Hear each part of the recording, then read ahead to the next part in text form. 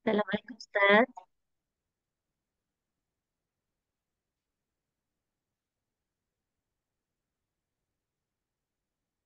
Hmm. Hari ini kita masuk bab 84 Ustaz. Kak dah buka majlis dah? Oh, dah buka dah. Um, Eh? dah buka dah. So Ustaz pelan. Kalau buka muka surat 18. Mengangkat kedua tangan ketika bertakbir, ketika rukuk dan ketika bangkit dari rukuk. Bab 84. Ya. Surat berapa buku akak? Buku buku Kak buku surat 18. 18. Saya muka Ah, surat juga. Tak apalah, saya punya tu saya je yang beza pun sebenarnya. Ustaz boleh silakan Ustaz. Boleh tak saya cari hadis eh? Ya, ya.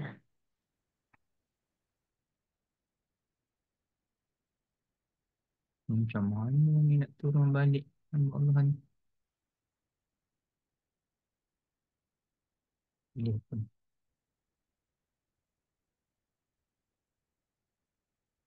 Okey. Hmm. Okey, Assalamualaikum warahmatullahi wabarakatuh. Alhamdulillah Rabbil Alamin. Bihi nasta'in ala umuri dunya waddin. Salatu wassalamu ala nabiyil amin wa ala alihi wa sahbihi ajma'in. Subhanaka la ilma lana illa ma 'allamtana innaka antal alimul hakim. La hawla wa la quwwata illa billah. Bab rafi'il yadaini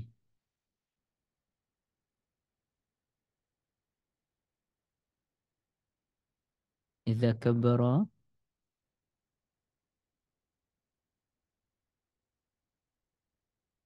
wa idza rafa'a Fathul Bari. Okey, Kak Liza sebagai moderator, Kak Syida dan JAA dan ibu-ibu yang dirahmati Allah. Jadi Alhamdulillah kita syukur pada Allah Azza wa Jalla atas pertemuan kita dengan berkat daripada Allah Azza wa Jalla ya. Alhamdulillah. Jumpa lagi dengan Kak Fadila Arif hari ini. Barakallahu fikum. Jadi ibu kakak sekalian, saya saja nak share lah ada satu laman web ni. Biasanya orang yang belajar bidang tafsir hadis dia akan guna Maktabah Syamilah. Saya sendiri tak berapa familiar dengan Maktabah Syamilah. Saya tahu tapi saya tak biasa gunalah. Tapi sini ni sajalah nak share. Dia ada sebelum ni sebelum ni saya kalau nak carian tafsir agak lambat. Agak lambat tu dia kena satu-satu buka. Jadi penuhlah bahagian atas tu. Tapi rupanya ada satu satu web ni ya Allah sangat mudah. Contohnya kita nak cari pasal apa? Okey, surah Kahfi ayat 1 kan. Kita pun tekanlah tafsir Ibn Juzai. Dah keluar dah semuanya. Cuma adalah tafsir yang tidak ada baris. Macam ni Ma'limut Tanzil. Ni ada baris lah kan. Okey. Jadi kemudiannya ayat seterusnya al-ayatut taliyah keluar semuanya. Jadi ia memantaskan kerja saya untuk menulis buku Alhamdulillah. Dan sebenarnya bukan tu je. Kita ada lagi kitab yang lain. Kita ada ma'ajim, kamus-kamus. Kita ada ulumul Quran. Kita ada ni mushaf-mushaf pula yang pelbagai kiraat. Kemudian bila tekan sini semalam baru saya perasan punyalah teruk saya ni. Rupanya kitab hadis pun sorry sorry. Ini bukanlah. Macam mana nak patah balik ni? Dia buka sini. Sini ni. Dia ada kitab okey, Turas. Keluar semua kitab mana kita nak. Kemudiannya okey, ini Al-Mawsu'atul Fiqhiyah Al-Kuwaitiyah. Kemudiannya ada kitab pengarah-pengarah, ada aksam pula. Kita nak kitab apa dia? Pasal akidah, pasal Al-Furuqul Adyan, Ulumul Hadis, Usul Fiqh, contohnya Fiqh Maliki. Ada berapa banyak kitab Fiqh Maliki situ tu. Dan selain daripada dia membuatkan kerja saya makin pantas, sebenarnya dia makin melambatkan jugalah daripada satu sudut yang lain. Kerana nak buat satu satu nota pun, saya kena saya jadi banyak tengok kitab. Satu ayat biasanya saya akan tengok dalam tiga kitab utama je. Kitab Razi, Qurtubi, Ibn Ashur. Tapi bila ada app ni, satu ayat tu pun 7 8 kitab saya rujuk. Nak bagi puas. Nak bagi puas. Jadi bila 7 8 kitab rujuk, lambat jugalah kerjanya ibu-ibu sekalian. Sajalah nak kongsi kegembiraan, ya. Okay, baik. Tapi memang pantas buat kerja dan kita akan buat kerja tu dalam keadaan tak sedar. Memang syok sebenarnya. Alhamdulillah atas nikmat Allah Azza wa Jal. Okay, baik. Jadi, hmm, tak apa. Kita harap cari je terjemah kat mana. Tapi yalah kalau kita tak biasa yang malas pun. Okey, bab rafi'al yadaini idza kabbara wa idza raka'a wa idza rafa'a. Bab mengangkat kedua tangan apabila takbir, bila rukuk, bila bangun daripada rukuk. Biasanya kalau sebut bangun daripada rukuk, kita sebut i'tidal. Okey, itu sebutan kita lah. I'tidal ni artinya meluruskan badan. Adil kan dia adil. Adil ni satu benda yang lurus, bukannya benda yang bengkak-bengkok kan. Okey, jadi i'tidal bererti meluruskan badan. Jadi kalau kita berdiri masa baca Fatihah, masa baca surah, itu pun i'tidal. Bila kita bangun daripada rokok, itu pun i'tidal. Okey. Cumanya bangun daripada rokok, kalau kita tengok dalam kitab, biasanya dia guna perkataan rafa'. Rafa' ataupun ar-raf'u minar ruku'. Bangun daripada rukuk. Rafa' ni angkat lah. Rafa' angkat. Kalau jatuh khafab. Khafab. Okay, baik. Jadi hadis ini daripada Abdullah bin Umar radhiyallahu taala anhuma qal raaitu Rasulullah sallallahu alaihi wasallam idza qama fi shalah rafa'a yadayhi hatta yakuna hazwa mankibayhi. Saya melihat Rasulullah SAW bila bangun untuk salat, baginda akan angkat kedua tangan baginda masa takbir hatta yakuna hazwa mankibai, sehingga ia setentan dengan arah bahu. Ni arah bahu setentan dengan bahu, bukan setentang ke atas. Bukan ke atas sini. Bukan, tapi sini. Okey. Wa kana yaf'alu dhalika hina yukabbiru lirruku'. Baginda sallallahu alaihi wasallam juga buat benda yang sama, angkat tangan ketika takbir turun rukuk. Wa yaf'alu dzalika idza rafa'a ra'sahu minar rukuk. Begitu juga baginda sallallahu alaihi wasallam angkat tangan bila bangun daripada rukuk. Wa yaqulu sallallahu alaihi wasallam sami Allahu liman hamidah. Wala yaf'alu dzalika fi sujud. Namun baginda sallallahu alaihi wasallam tidak berbuat demikian ketika sujud, iaitu tidak mengangkat kedua tangannya ketika sujud. Okey. Hadis yang seterusnya pun sama jugalah ceritanya daripada Malik bin Al-Huwairis.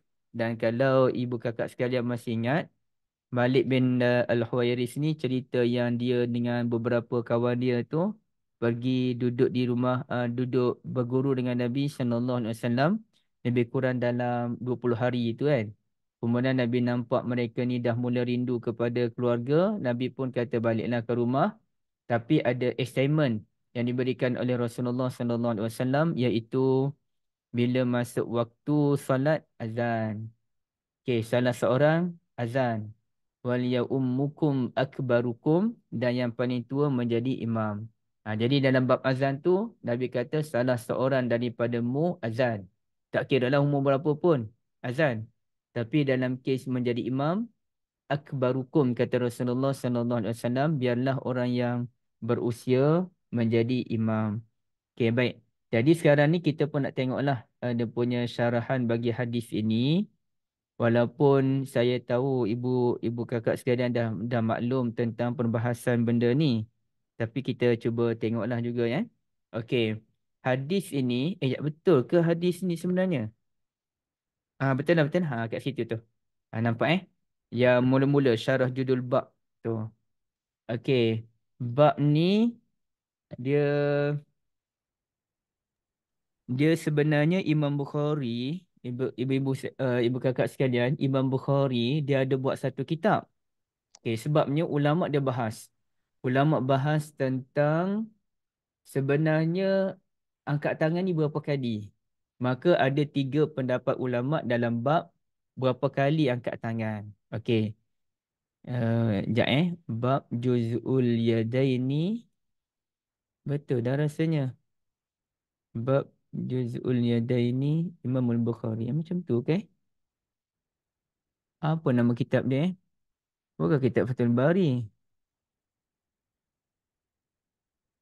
Hukum raf'al yadaini fi sahihihi. Bukan. Nanti saya tengok balik. Juzuk raf'al yadaini. Betul dah. Oh, patutlah. Saya tertinggal. Raf'al yadaini. Imam Bukhari. Imam pun tulis tak betul. Oh, mana ni? Hmm, entahlah kat mana dia letak. Okey. Tapi ceritanya ada tiga pendapat ulama. Pendapat yang pertama, mazhab Syafi'i ataupun Al-Imam Syafi'i, angkat tangan ni pada tiga tempat aja. Iaitu ketika takbiratul ihram, ketika turun rukuk dan ketika bangun daripada rukuk. Hadis tadilah. Hadis tadi dia ceritakan tiga tempat je kan. Dan inilah yang dilakukan oleh dan inilah pandangan Al-Imam Syafi'i rahmatullahi alaih. Okey. Pendapat yang kedua pula iaitu pendapat majoriti ulama mazhab Syafi'i dan juga mazhab yang lain mengangkat tangan ni pada empat tempat yang kita maklum, iaitu satu lagi ketika bangun daripada tasyahud awal. Okey, ketika bangun daripada tasyahud awal. Itu pendapat yang kedua. Ada empat yang pendapat? Sorry, ada empat pendapat. Pendapat yang ketiga pula iaitu pendapat dalam mazhab Hanafi menyatakan kita hanya disunnahkan mengangkat kedua tangan sekali je dalam salat. Iaitu ketika takbiratul ihram. Lebih tu kita turun rokok, kita bangun daripada rokok, semua tu kita tidak angkat tangan. Itu mazhab Hanafi. Dan satu lagi mazhab yang paling jarang kita jumpa, tapi mungkin sebahagian kita jumpa, dan saya rasa yang saya betul-betul perasannya masa tu saya duduk di KLIA dan kami nak solat, solat apa? Saya tu je solat subuh ke apa. Saya dengan anak-anak ni berimamkan, ada seorang tu dia dia bukan Arab juga tapi macam-macam orang Arab lah. Dan bila dia jadi imam, kita minta dia jadi imam, dia tak angkat tangan dia masa takbiratul ihram. Okey, jadi macam ni lah caranya Dia berdiri tu. Okey. Allahu Akbar. Dia terus je. Tanpa mengangkat kedua tangan. Itu merupakan satu aliran dalam mazhab Maliki. Yang nanti ibu boleh tanda, kita ada dalam buku tu pun. Aliran Ibnul Qasim. Imam Malik ni dia kan ramai anak murid. Jadi antara anak murid dia ni Ibnul Qasim. Ibnul Qasim ni dia bawa lah salah satu pandangan Imam Malik setakat yang dia belajar, setakat yang dia ingat. Okey. Tapi adalah pandangan Ibn Qasim ni nanti dia akan dipertikaikan oleh ulama dalam banyak sudut. Biasalah ni, saya pun tak ingat lah. Tapi kita akan jumpa kalau pengajian mazhab Maliki, mesti akan biasa jumpa dengan nama Ibnul Qasim, Ibnul Qasim, Ibnul Qasim. Baik. Jadi ibu yang dirahmati Allah, saya kira di Malaysia ni, mazhab yang paling kita tak biasa adalah mazhab Maliki. Kita biasa dengan mazhab Hambali kerana kita pun dah biasa pergi ke Mekah dan kemudiannya ramai je anak-anak Malaysia ni belajar di Mekah Madinah. Jadi mazhab Hambali ni, apa lagi mazhab Hambali ni lebih kurang je dengan mazhab Syafi'i. Perbezaannya tak ketara. Dia punya manhajnya sama. Okey. Mazhab kedua yang paling kita biasa Hanafi di Malaysia. Sorry, bukan mazhab kedua. Ni mazhab yang kita biasa. Hambali kita biasa, Hanafi kita biasa. Macam mana kita tak biasa dengan Hanafi? Geng-geng Hanafi saja ni yang India, Pakistan, Bangladesh. Tapi kita biasa tu biasa dalam keadaan tidak memahami pun. Bila kita pergi ke tempat negara Hanafi sendiri, di situlah kita akan, wow, macam ni Hanafi punya pengamalan. Kita akan rasa sangat-sangat pelik dengan pengamalan Hanafi. Tapi mazhab yang paling tak familiar di Malaysia adalah mazhab Maliki. Maliki ni dia tidak begitu tersebar, antaranya ada di Morocco dan berapa kerat je orang Malaysia yang belajar di Morocco. Kalau yang saya kenal pun Dr. Azam Roshdi di USIM. USIM ke? USIM. Ustaz Daud. Ustaz Daud. Tertuan, tertuan kawan saya Maliki, dan memang beliau ni dikenali sebagai orang yang selalu berkongsi mazhab Maliki. Ya. Dan di rumah saya pun ada satu kitab. Apa nak tajuk dia? Tapi kitab itu bertujuan membela mazhab Maliki. Dia kemukakanlah hujah-hujah bela mazhab Maliki. Okey. Imam Malik ni Tok Guru Imam Syafi'i je pun. Maknanya adalah unsur persamaan. Tapi beberapa benda tu kita akan rasa pelik dengan mazhab Maliki. Termasuklah tidak mengangkat tangan dalam apa-apa pergerakan mengikut aliran Ibnul Qasim. Oleh kerana ada empat pandangan ulama tadi, maka sebagai orang yang pakar dalam bidang hadis ibu-ibu yang dirahmati Allah, Imam Imam Bukhari pun buatlah satu kitab tajuknya Bab Juzuk Raf'ul Yadaini fi Salah ke macam mana tajuk dia. Okey, bab kita kena angkat kedua tangan ketika solat. Jom. Saya rasa boleh tengok kat sini ni. Kitab ada tak ada? Juzuk Raf'al Yadaini. Alamak, tak ada. Okey, Tafsir Al-Kutubus Sunnah. Kutubus Sunnah kot. Entahlah mana-mana ibu-ibu sekalian. Yalah, yang pentingnya kita tahu. Imam Bukhari tulis kitab tu. Okey, baik. Jadi kalau kita tengok dalam ke depan sikit, dalam masih lagi bab awal tu. Assalamualaikum uh, Ustaz. Salam ibu. Nak tanya macam kes Ya. tadi, macam kes Ustaz tadi kan Ustaz kata berimamkan berimamkan dengan imam yang tak angkat takbiratul ihram tu. Tu Mm-mm. makna dia mazhab lain lah kan? Dia tak angkat tangan. Dia tak angkat tangan. Mazhab lain. Mazhab lain lah.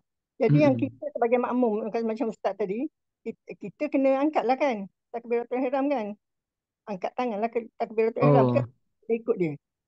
Kita Atau macam kita boleh angkat tangan. Angkat tangan tu yang kita jelasnya sunat je. angkat tangan tu takbiratul ihram. Ah, ah. Dia makna kalau kita angkat pun tak menyalahi lah. Tak menjadi imam, tak ada masalah. Jadi Tak kalau menyalahi. kita duduk duduk di Malaysia ni, memang kita angkat tangan lah. Tapi Hmm. kalau kita duduk solat di Morocco sebagai contoh, kalau ibu kakak pergi melancong ke Morocco, ke Spain, saya cadangkan ikut je Datuk Imam. Tapi tunggu dulu sebab itu baru satu aliran dalam mazhab Maliki. Tu ada Ah, sambung dia. Baru satu aliran baru. Ibn Qasim ni pun dia ada beberapa pandangan dia tu, dia berbeza dengan aliran majoriti Maliki. Hmm. Hmm. Itulah. Boleh buat? Lagi, lagi satu ingat macam lah. Ni ayah Hmm. nak tanya. Ayah nak tanya kejap. Ya saya? Okay. Hmm. Assalamualaikum Ustaz. Salam. Silakan tu Haji. Ingatkan nak suruh Jah aja tanya. Ni macam iktidal tu Ustaz. Hmm. Kerana anda rujuk pada kitab mazhab Syafi'i, dia tak mensyaratkan berdiri itu tegak. Tidak Jadi tidak ada syaratkan berdiri tegak. semasa iktidal tu Okey. tidak apa ni menyatakan yang tegak tu syarat sah iktidal. Hmm. Yalah pasal jemaah kami ada yang malas nak tegak tu, dia boleh tegak tapi kadang dia malas dalam 50 darjah aja dia yang dibangun, Ah. lepas tu dia terus sujud. So adakah sah iktidal dia dan macam mana Okey. status solat dia? Okey, Terima kasih Ustaz. jazakumullah khairan tu Haji, jazakumullah khairan. Sebelum saya jawab soalan tu Haji tu, saya terlupa mazhab Maliki yang saya solat tu dia tak angkat dia tak letak tangan di badan pun. Dia macam ni je. Allahu Akbar. Bismillahirrahmanirrahim. Sini dia tak letak. Itu memang mazhab Maliki. Maliki dalam solat fardu tak letak. Dalam solat sunat boleh letak. Nak letak boleh, tak letak pun boleh. Tapi dalam solat fardu memang tak letak. Okey, kalau iktidal dalam ada apa hukum menegakkan badan ketika iktidal? Setahu saya tu Haji, wajib itu rukun dan ia termasuk dalam tamakninah. Jadi sesiapa yang tidak menegakkan badannya ketika iktidal, maka hukumnya batal menurut mazhab Syafi'i, namun sah menurut mazhab Hanafi. Okey. Dia kita pun macam mana nak kata, kita kena beritahu macam tu lah. Kita kena betulkan balik bahawasanya kita kena luruskan badan. Itu pandangan majoriti ulama. Okey, kita kena luruskan badan. Tegak dulu baru sujud. Kerana dia rukun. Iktidal tu rukun, bukannya perkara sunat. Akan tetapi kalau dia pun tanyalah habis tu macam mana solat aku selama ni? Yang tadi pun aku tak iktidal, semalam pun aku tak iktidal betul-betul, tak tegak betul-betul. Batal ke tak batal? Okay, maka kita jelaskan mana-mana ibadat yang kita dah terbuat sebelum ini atas asas kejahilan, kita tak tahu hukum, maka kita boleh apa namanya? Alah, istilah dia tu saya lupa istilah apa sesuai. Kita bolehlah alihkan perbuatan dia tadi kepada mazhab Hanafi. Jadi mazhab Hanafi tidak menyatakan iktidal sebagai rukun. Okey, contohnya okay. Biasanya saya pun nampak ada orang buat. Tapi orang Melayu tak ketara. Orang India memang ketara lah. Dia rukuk. Ini saya tak rukuk betul-betul ya. Okay, rukuk. Sami Allah liman hamidah. Allahu Akbar. Dia macam tu je. Dia bangun sikit je. Sami Allah liman hamidah. Allahu Akbar.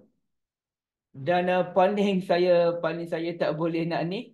Dia sakit badan kan. Dia orang dah berusia. Dia rukuk sikit je. Dia rukuk sikit. Allahu Akbar. Terus turun.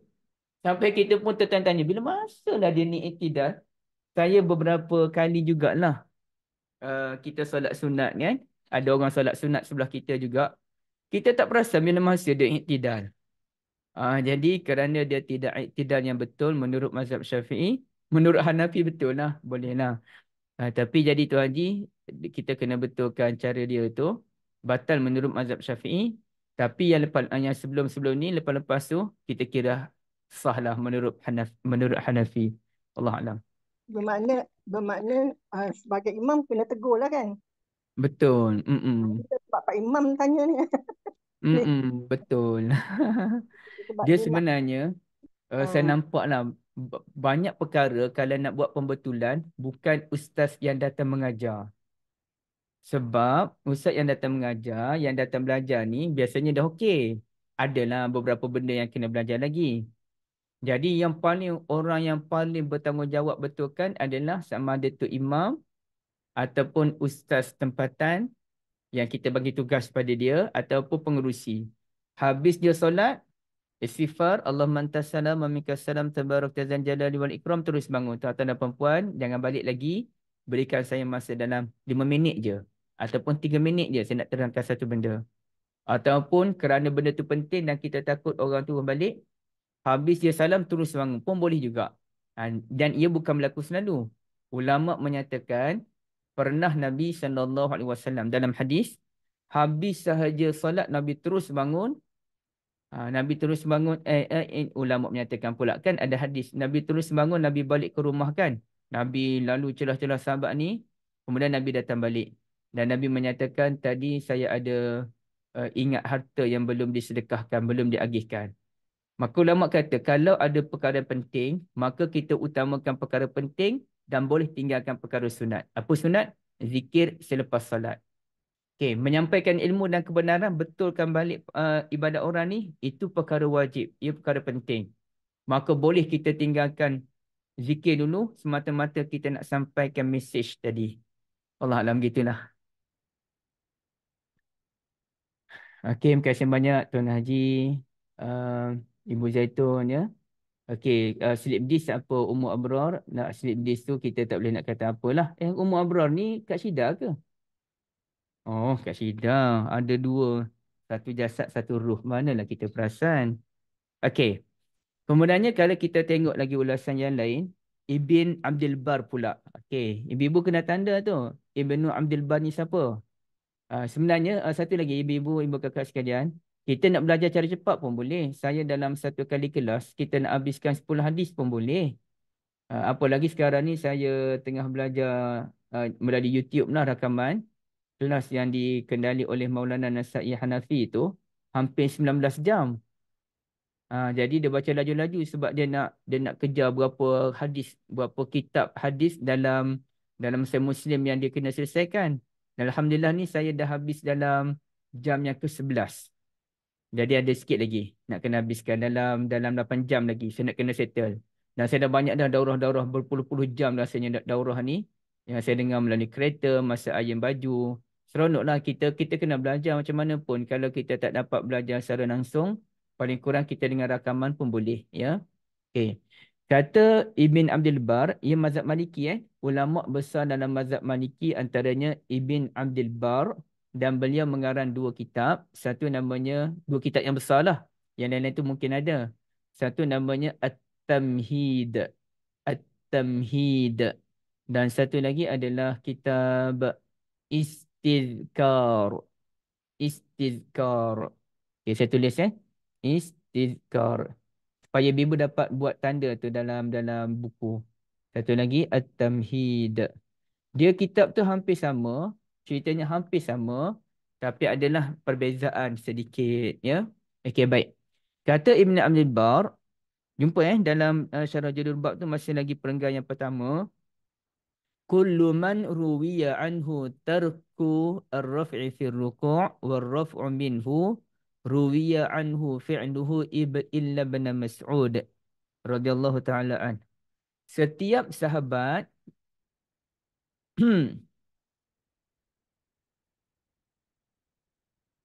sekejap kullu marwan tarku ar-raf'i. Macam mana Saya keliru pula. Walam yastasni, kita kena ni. Kullu marwiya anhu tarku ar-raf'i fi ar-ruku' wal raf'u minhu ruwiya anhu fi'luhu. Macam ni. Maknanya semua sahabat Nabi ni meriwayatkan kita kena angkat tangan. Bila kita turun rukuk, angkat tangan. Bila kita bangun daripada rukuk pun kita angkat tangan. Kecuali Ibn Mas'ud radhiyallahu taala an. Tapi kalau tak terjemahan tu kan berbelit kan? Apa benda lah. Kak Liza baca terjemahan tu faham ke? Setiap sahabat yang diriwayatkan darinya perihal tidak mengangkat tangan saat rukuk dan bangkit dari rukuk adalah secara praktik. Apa benda ni baca tak faham ni kita ni. Berbelit. Berbelit. Saya pun kena baca bahasa Arab balik lah. Kullu ma ruwiya anhu tarku raf'i fi ruku' wa raf'u minhu ruwiya anhu fi'luhu illa bin Mas'ud radhiyallahu an. Okey.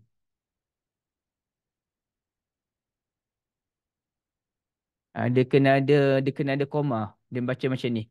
Kullu man ruwiya anhu tarku raf'i fi ruku' wa raf'u minhu. Okey. Koma. Barulah. Ruwiya anhu fi'luhu, diriwayatkan daripadanya melakukannya illa bin Mas'ud radhiyallahu taala an. Okey. Kemudiannya kata Muhammad bin Nasr Al-Marwazi. Ini mazhab Syafi'i rasanya Muhammad bin Nasr Al-Marwazi. Kita tengok aja Saya rasa memang mazhab Syafi'i.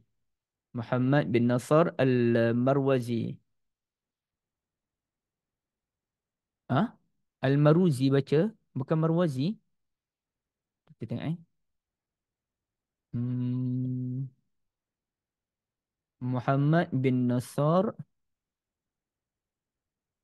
Tak ada ke Al-Marwazi lah. Memang betul dah Al-Marwazi. Sini ada, tak nampak kat atas. Al-Marwazi. Okey. Jadi beliau ni mazhab apa ni? Nampak tak ibu-ibu?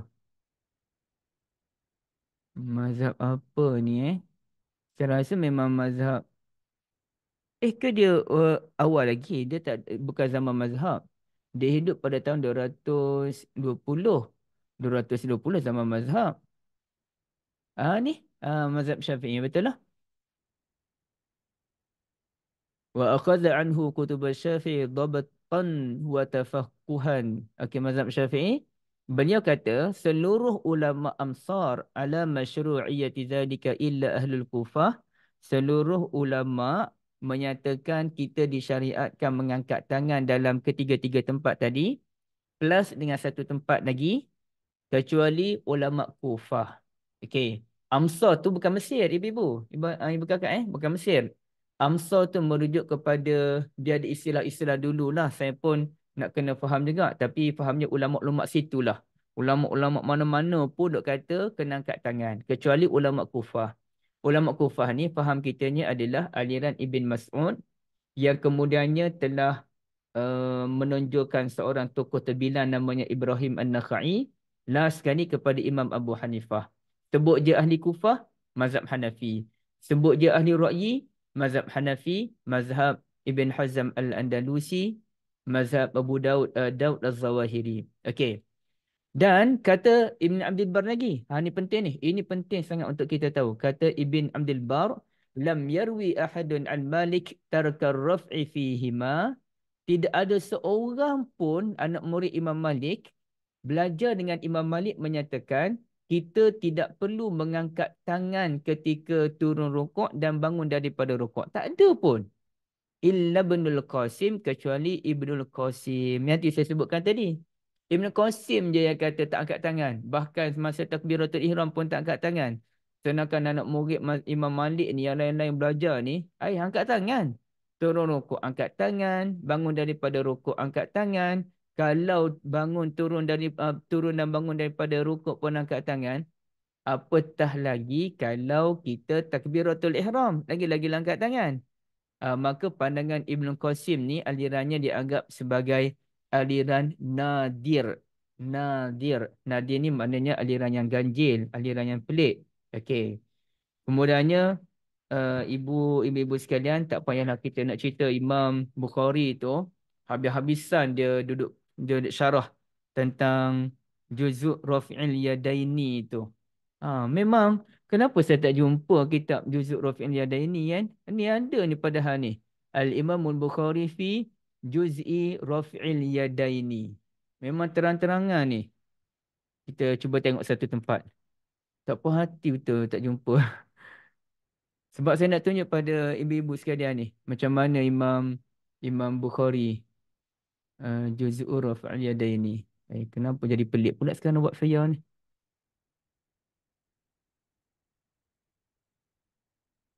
Ni Imam Bukhari ni. Juzuk Raf'ul Yadaini. Lepas tu mana nak kena tahmil. Dia dah lain dah buat saya ni. Dia punya bentuk dia. Nanti dia dah download, nanti kita cuba tengok. Banyak hujah yang dibawakan. Pula tak boleh buka. Astaghfirullahalazim. PDF. Raf'ul Yadaini bitakhrij riwayat. Masalah tak boleh buka tadi ni. Yang ni kata apa? Safha.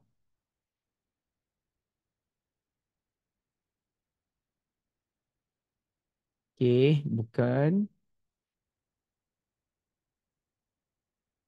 Tahmil. Tak boleh buka. Ada masalah. Okey, tak apalah. Kita teruskanlah. Okey. Yang seterusnya adalah, kalau kita yang lain tu saya rasa macam tak perlu kot kita nak tengok semua benda. Yang pentingnya dia ada bawa banyaklah cerita tentang mengkritik pandangan mazhab Hanafi. Dan last sekali, bawah sekali tu, sebelum dia sampai ke syarah hadis tu. Okey, syarah hadis tu yang akhbarana Abdullah tu. Ada perasan tak dia kata syarah hadis akhbarana Abdullah huwa Ibnul Mubarak, atas sikit. Jumpa Kak Liza?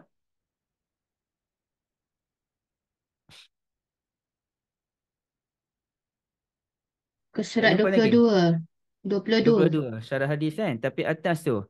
Wa zakara Bukhari aidan annahu rawahu 17 rajulan min as-sahabah. Imam Bukhari dalam kitab Juz' Rafi'il Yadaini itu, beliau telah riwayatkan daripada 17 orang sahabat Nabi angkat tangan. Riwayat bukan 17 orang sahabat Nabi yang buat, tak. Yang meriwayatkan hadis seramai 17 orang.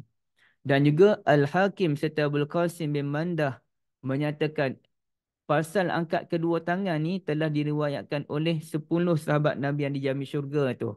Yang bermula dengan Abu Bakar, berakhir dengan Sa'id bin Zaid radhiyallahu taala anhum. Dan kata Ibn Hajar, wa zakara syaikhuna Abul Fadl Al-Hafiz. Tok guru kami iaitu Abul Fadl Al-Hafiz telah membuat kajian tentang hadis-hadis, semua hadis yang kata angkat tangan ni masa turun rokok, bangun daripada rokok.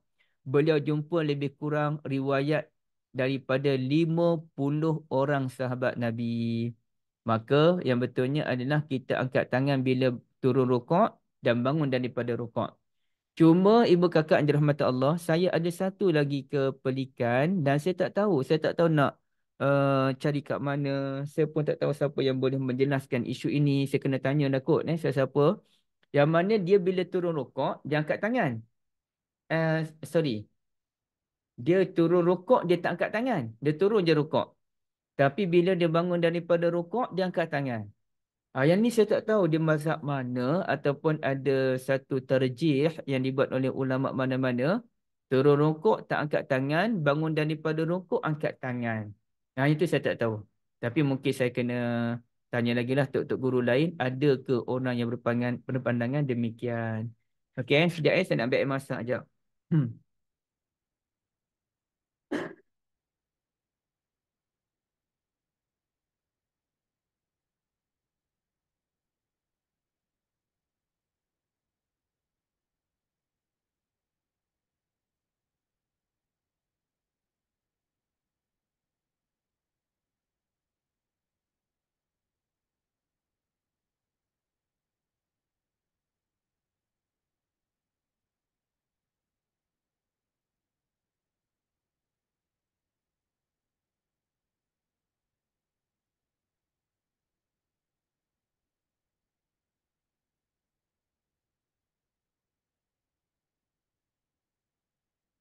Okey, kita terus ke depan lagi. Rasanya depan-depan tu dia mengulang benda yang sama yang telah saya terangkan.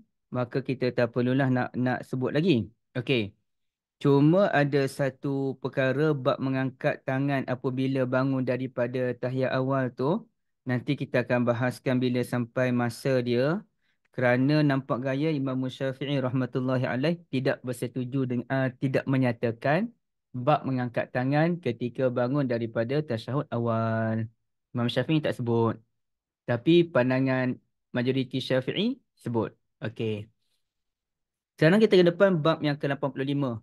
Kita angkat tangan tu sampai tam mana Dan hadis ni, benda ni kita dah bincang pun. Tapi kita tengok lagi lah ya. Ala-ala dah ada tajuk dia ni. Kata Imam Bukhari, bab ila aina yarfa'u yadayhi. Sampai batasan mana kita kena angkat tangan. Beliau mulakan dengan satu ucapan daripada Abu Humaid. Abu Humaid ni siapa Abu Humaid? Adakah Abu Humaid ini merujuk kepada murid mazhab Syafi'i? Abu Humaid As-Sa'idi. Okey, namanya Abu Humaid As-Sa'idi. Okey, siapa Abu Humaid As-Sa'idi? Jom kita tengok sekejap. Abu Humaid As-Sa'idi, sahabat Nabi. Oh, sahabat Nabi. Kenapa saya tak perasan Abu Humaid As-Sa'idi? Sahabat Nabi, dia orang Ansar, Al-Ansarul Madani. Nama sebenarnya Abdul Rahman. Ada yang kata namanya Al-Munzir bin Sa'ad. Beliau termasuk kalangan fuqaha sahabat Nabi. Dan ramai anak murid dia ni, Jabir bin Abdullah, Urwah bin Zubair, Amr bin Sulaim Az-Zuraki. Sekian-sekian tu Kharijah bin Zaid. Kharijah bin Zaid yang antara 7 legend fuqaha Madinah tu pun belajar daripada Abu Hamid As-Sa'idi. Okay, jadi beliau ada hadis meriwayatkan tentang sifat salat Nabi SAW dan hadis semuanya lebih kurang dalam 20 lebih kan. Okey, Abu Hamid As-Sa'idi ni tolong tanda sahabat Nabi berkata rafa'an Nabiyyu sallallahu alaihi wasallam hazwa mankibai. Nabi mengangkat tangan tu sejajar ataupun setentan dengan bahu baginda. Jadi kadang-kadang ada orang ni dia angkat tangan macam mana? Macam-macam ibu. Ada angkat tangan sampai sini je. Allahu Akbar. Orang minimum sini dia Allahu Akbar. Kadang-kadang bila bangun daripada rukuk, Sami Allah liman hamidah. Orang lelaki dah, perempuan mungkin tak kot. Dia macam ni je bangun daripada rukuk. Sebenarnya kaedah tu datang daripada mana ceritanya? Okey, hadis ini dibawakan oleh guru Bukhari namanya Abul Yaman. Okey, Abul Yaman. Nama sebenar Abul Yaman apa dia entahlah apa nama sebenarnya tu atau banyak tu sebut tu. Nama sebenarnya adalah nantilah tengok ibu. Hadisnya daripada Abdullah bin Umar radhiyallahu taala anhuma qal ra'aitu an-nabiyya sallallahu alaihi wasallam iftataha at-takbira fi shalah Saya tengok Nabi SAW mulakan takbir dalam salat farafa'a yadaihi hina yukabbir. Baginda SAW mengangkat kedua-dua tangan ketika takbir hatta yaj'alahuma hazwa mankibaihi, sehingga sejajar dengan kedua-dua bahu baginda yang mulia. Wa iza kabbara lirruku' fala mislah. Apabila bangun daripada rukuk, baginda pun berbuat demikian sejajar dengan kedua bahu baginda. Wa iza bila turun pun Nabi angkat tangan macam tu. Wa iza qala sami Allah liman hamidah fa'ala mislah. Bila bangun daripada rukuk pun baginda pun sebut sami Allah, tangan pun macam ni juga. Wa qala rabbana walakal hamd. Nampak tak? Maknanya bila bangun sami Allahu liman hamidah, tegak rabbana walakal hamd. Okey. Wala yaf'alu dhalika hina yasjud. Nabi tidak mengangkat kedua tangan ketika sujud, wala hina yarfa'u ra'sahu minas sujud, dan tidak mengangkat tangan ketika bangun daripada sujud. Kak Liza, saya lupa kita ada bincang tak apa hukum kalau seseorang tu angkat tangan ketika bukan pada tempat dia. Contohnya dia bangun daripada sujud rakaat pertama, dia bangun Allahu Akbar. Sedangkan bila bangun rakaat pertama ke rakaat kedua tak angkat tangan kan? Okey, apa hukumnya kalau kita mengangkat tangan pada masa tu? Terangkat tangan. Uh, ada kakak saya lupa pula saya. Makro. Tapi kita tak bincang lagi kan? Tak. Okey. Apa pula hukum angkat tangan kalau orang yang turun ke sujud tilawah? Allahu Akbar. Bangun daripada sujud tilawah. Allahu Akbar. Apa hukum tu dia angkat tangan pada setiap masa tu? Okey. Sebelum kita bincang soal angkat tangan tu sampai tang mana, kita selesaikan dahulu apa hukum kalau mengangkat tangan pada waktu-waktu tersebut. Okey. Sekarang ni, ibu kakak dirahmati Allah, bila kita angkat tangan, okey. Bila kita angkat tangan ni, ini berapa pergerakan ni? Ini, okey. Ini berapa pergerakan? Bukan Baru suara tak? baru baru sekali. Okey. Bila kita turun, 2. 2. Tapi kenapa kata sekali sedangkan 2 tangan bergerak ni? Serentak. Serentak. Serentak dikira sekali macam tu. Mana kalau garu? Sekali macam tu ke? Okey. Maka ada satu satu apa nama? Ada satu kuliah tu ustaz tu kata, sesiapa yang mengangkat tangan bila bangun daripada sujud pertama, daripada sujud rakaat pertama, dia pun bangun Allahu Akbar, maka solatnya batal. Okay. Kenapa solat dia batal? Kerana melibatkan 3 pergerakan secara lebih 3 pergerakan berturut-turut. Tangan kanan 1, tangan kiri 2. Tangan kanan jatuh 3, tangan kiri jatuh 4. Allahu Akbar, jadi dah 4 pergerakan, maka solatnya batal.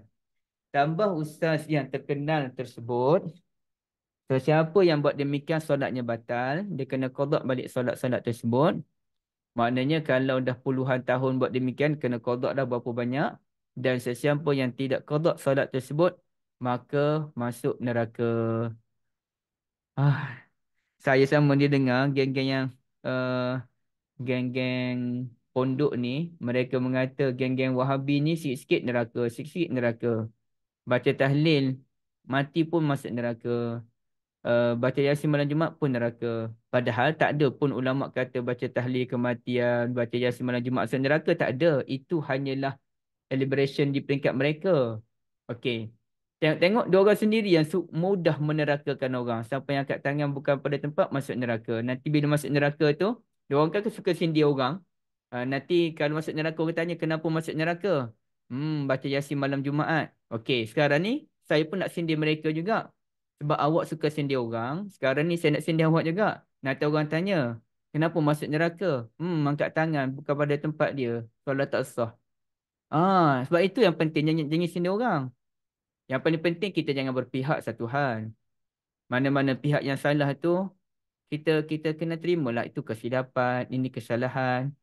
Mana-mana pihak walaupun kita tak suka pihak tu, kalau dia betul kita kena kata betul. Tapi bila dia melampau sampai kena angkat tangan pun solatnya batal. Bila batal solat tak qada boleh masuk neraka. Ini melampau.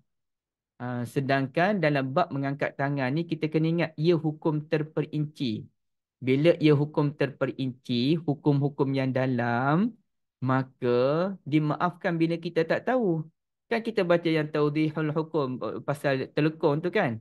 Nampak aurat dari bawah tu kan. Kalau sekali dia kata, tak ada masalah sebab selama ni kita tak tahu. Bila kita tak tahu, maka solat kita tu semuanya dikira sah. Tapi bila kita dah tahu, barulah kita berhati-hati. Dia kata macam tu. Saya bukan isu hukum telekon tu saya nak bincangkan. Itu dah dijawab oleh Abu Ruqayyah Ba'lawi, Hafizahullah dan lain-lain. Isunya dia sebut tu.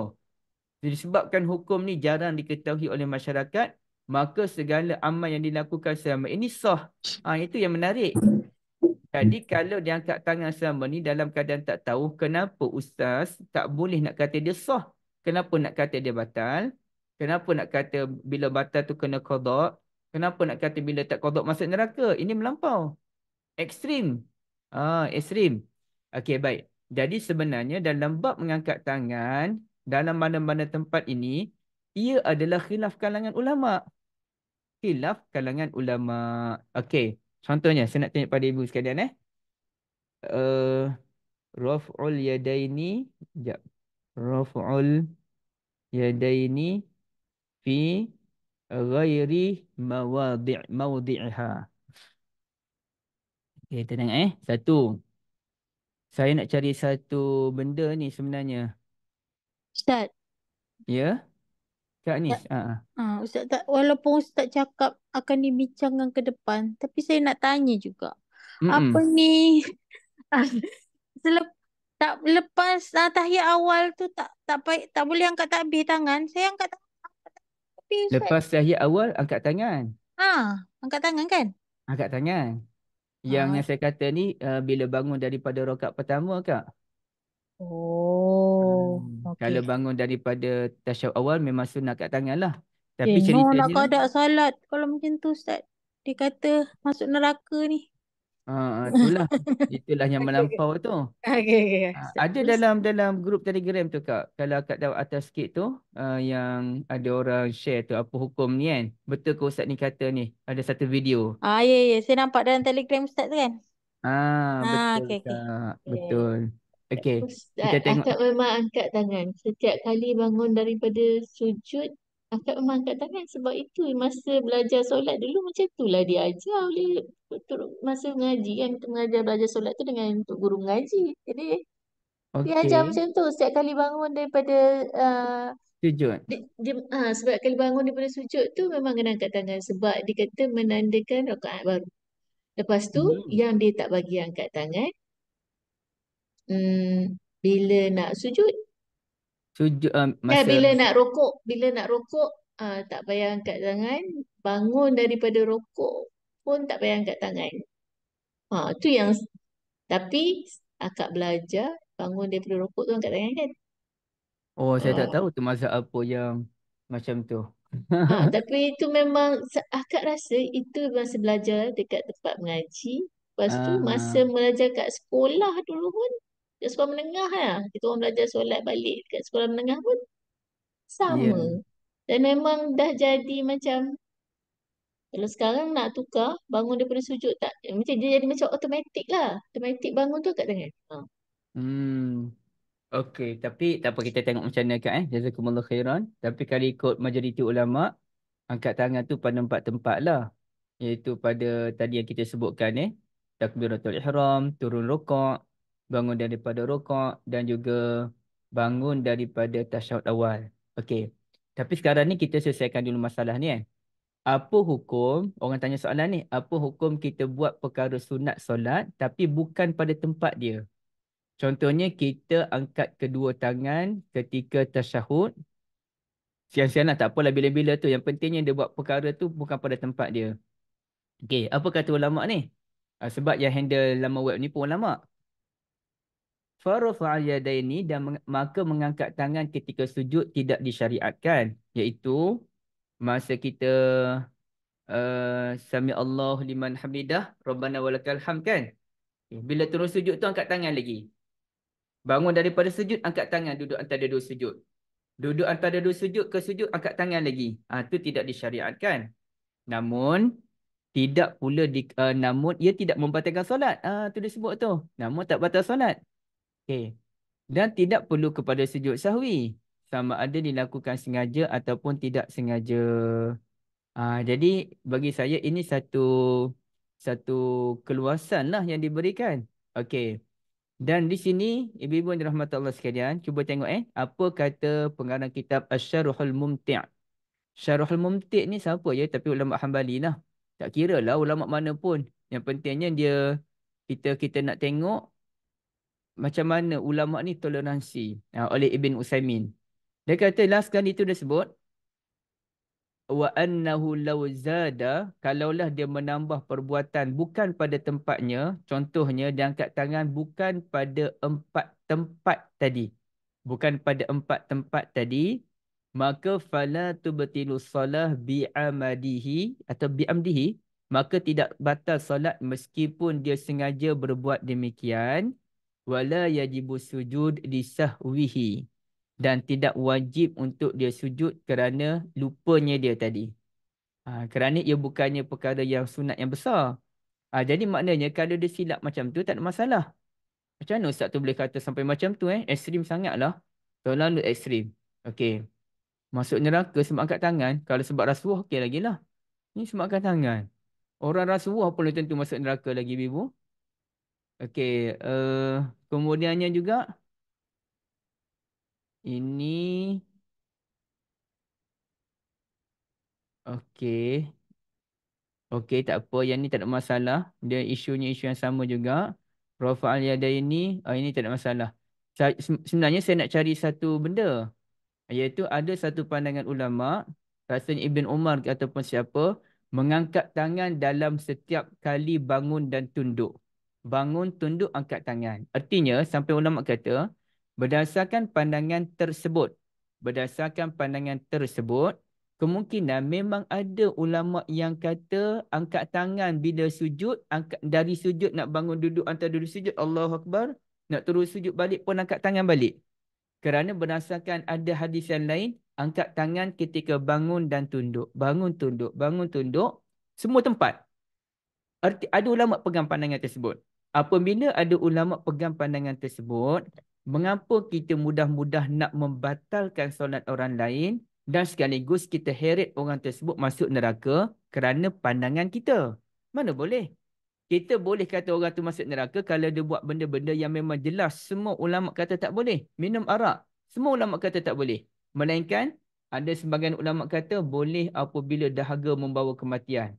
Mazhab Syafi'i pula tak setuju. Mazhab Syafi'i kata boleh minum arak kalau tercekik je. Nak bagi lepas benda tercekik tu. Hilang dahaga tak boleh. Kerana arak tidak menghilangkan dahaga. Okey. Katakanlah mazhab Syafi'i kata tak boleh minum arak bagi menghilangkan dahaga masa darurat. Tapi ada juga orang minum arak kerana dahaga tadi. Adakah dia kira berdosa? Dia hanya dikira berdosa menurut mazhab Syafi'i. Tapi dia tidak dikira berdosa menurut mazhab yang lain. Maka kita tak bolehlah kata dia, kamu ni confirm berdosa masuk neraka. Ia hanya silap menurut ijtihad sebagian ulama'. Sebagian ulama' lain kata boleh. Maka berlapan dada lah. Tak payahlah kita nak ekstrim sangat kan. Banyak kalau kita nak cari salah orang dalam solat ni. Banyak salah orang ibu-ibu sekalian. Tapi kita nak apa? Kita nak solat ni, kita nak ketenangan ke? Kita nak cari salah orang? Kalau saya nak ambil kira salah orang ni, tension lah solat kita ni. Orang tu salah, orang ni salah. Tapi aku datang solat ni apa? Aku nak beribadat pada Allah Azza wa Jal. Orang yang datang solat tu apa? Dia pun nak beribadat pada Allah Azza wa Jal. Orang ni bagus tak? Dia datang ke surau ni, datang masjid bagus tak? Bagus. Dia bagus, dia datang juga. Jadi, saya tak perlu nak berkira, nak ungkit satu-satu kesalahan yang dilakukan. Cuma kita memandu dengan ilmu. Sikit, sikit, sikit, sikit. Sebab nak mengubah orang yang telah buat macam tu 20 tahun tu bukan senang. Tapi untuk kita menghukum orang tu salah, menghukum orang ni batal solat, menghukum orang yang masuk neraka, na'udzubillah min zalik. Orang tak buat macam tu. Ya. Ustaz, Kasar sangat. Geram saya. Kasar-kasar nak Ustaz, ke mana? Apa okay, kakak nak kembali balik. Kiranya dalam mazhab Syafi'i ada empat lah waktu kita angkat tangan tu, waktu takbiratul ihram, waktu kita nak Mm-mm. turun ke rukuk, kemudian naik balik dari rukuk untuk i'tidal, kemudian masa kita bangun daripada tahiyat awal. Ya, Lepas tu ada pendapat kalau ada pendapat yang lain, angkat tangan setiap kali bangun dari rukuk ada setiap kali bangun dan tunduk. Maknanya pergerakan kita tu Mm. angkat tangan itu ada pandangan lain lah maksudnya. Jadi Betul. bila ada orang yang buat macam tu, solat tu tak batal dan tak perlu sujud sahwi. Betul. Okey, faham Ustaz, clear. Mm. Terima kasih Ustaz. Selagi mana benda tu ada khilaf kalangan ulama, maka Tak kita wajib batal. berlapang dada. Okey, faham Ustaz. Kecuali dia buat benda tu ulama tersebut. Yang tu kita mungkin kata kejahilan. Ataupun mungkin dia buat benda yang ulama sebut tapi dia buat dalam keadaan jahil. Jadi tugas kita hanya membetulkan, bukan menyalahkan. Okay. Dia tak adalah berlaku isu kita terlebih tiga pergerakan, lebih Tak dari tiga ada. pergerakan tu sebenarnya. Sebab Tak lagi ada pun ada kaitan. pendapat yang membolehkan. Ya. Okey, faham. Geram betul kat dengan orang tu. Dan kalau kita kira pergerakan pun macam kita bincang lah. Pergerakan pergi balik baru dikira satu. Maka kalau angkat tangan turun balik, paling tinggi pun dua je.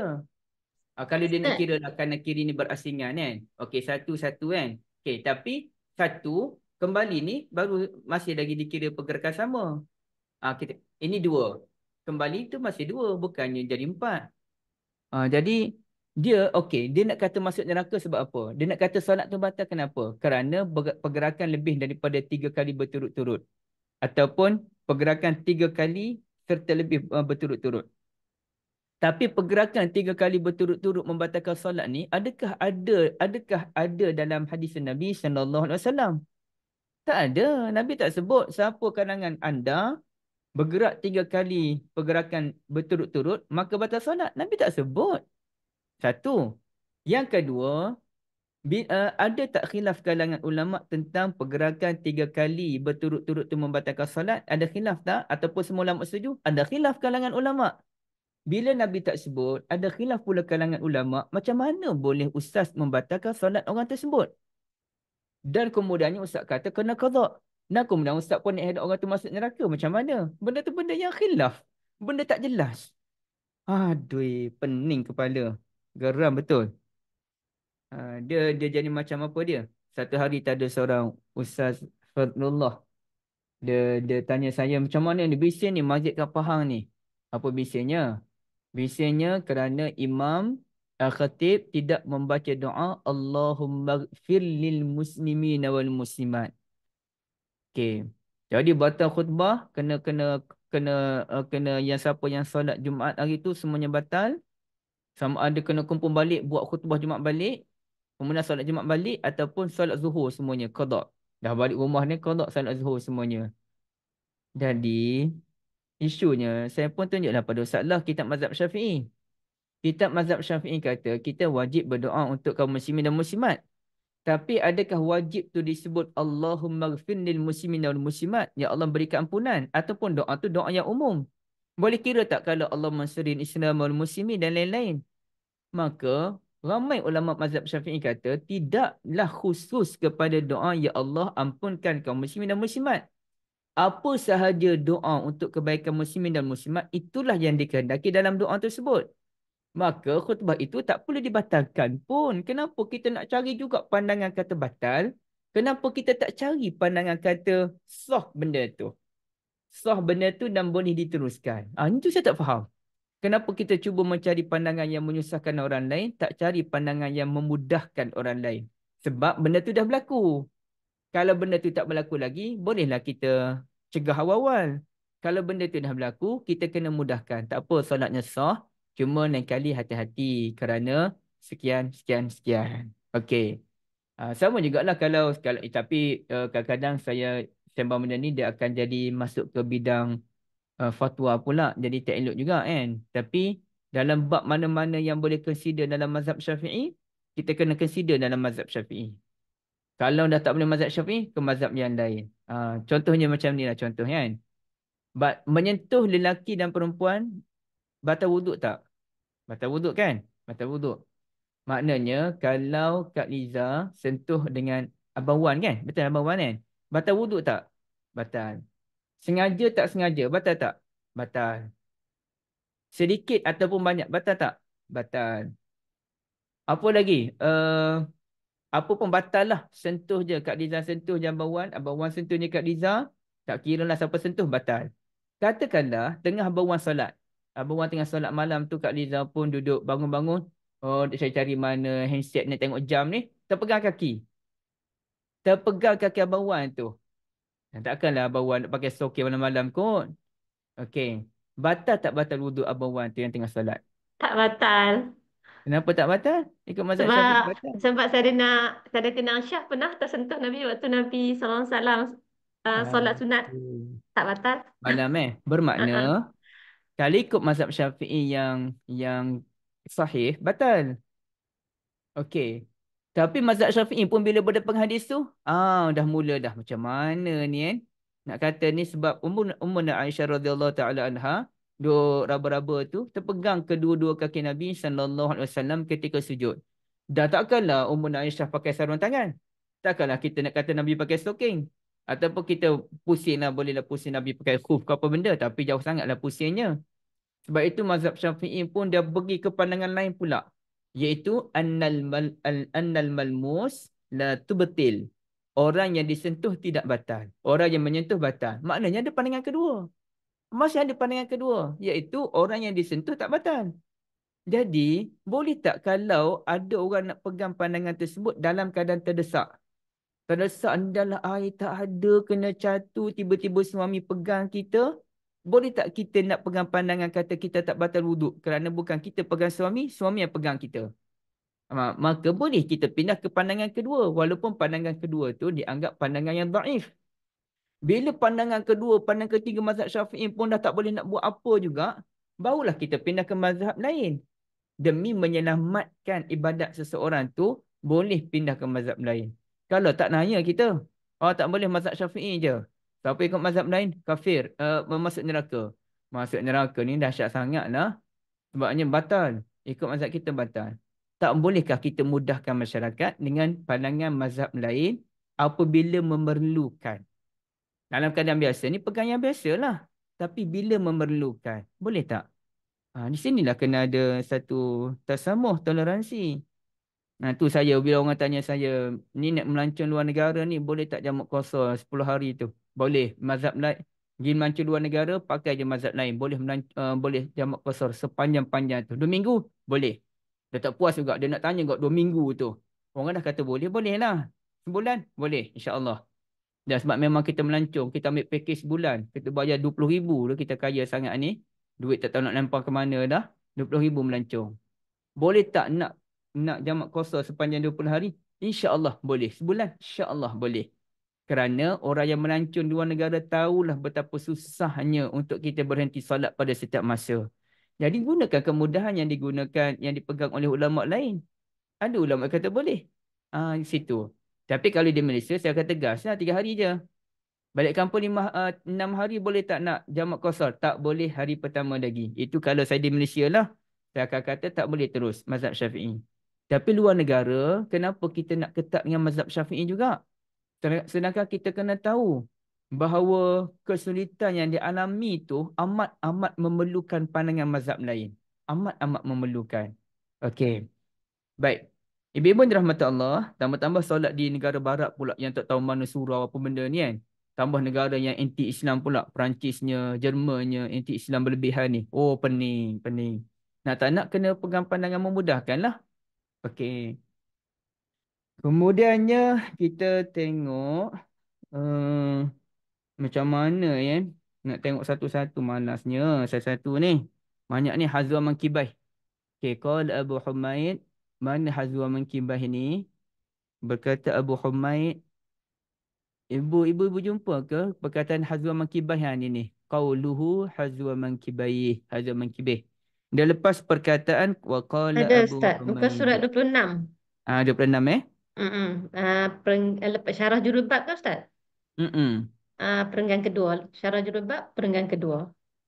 Okey, baik. Hazwa Mankibayih. Mankibah ini ni, bahu. Kalau satu bahu dipanggil mankib. Mankib. Kalau dua bahu, al-mankibain. Mankibain. Habis tu, Itu bukan mankibain, itu mankibaihi. Itu dialah kedua bahunya yang mulia sallallahu alaihi wasallam. Saya pun disebut yang mulia dah sekarang ni, macam tabligh dah. Datuk guru saya tu orang tabligh. Sikit-sikit yang mulia, saya pun yang mulia juga sekali. Pengaruh tabligh tu ada. Dan saya ni pemakaian saya pergi kuliah maghrib apa, kadang-kadang pemakaian tabligh. Lepas saya kuliah maghrib bagi tu, ada orang datang jumpa saya. Macam mana Ustaz? Tak keluar kakun ke? Kakun, jakun, kakun Kat, apa dia Kak? Kakun Karkun. Karkun betul lah kan. Kak Dina pun geng-geng tabligh juga sebenarnya. Tak keluar karkun ke Ustaz?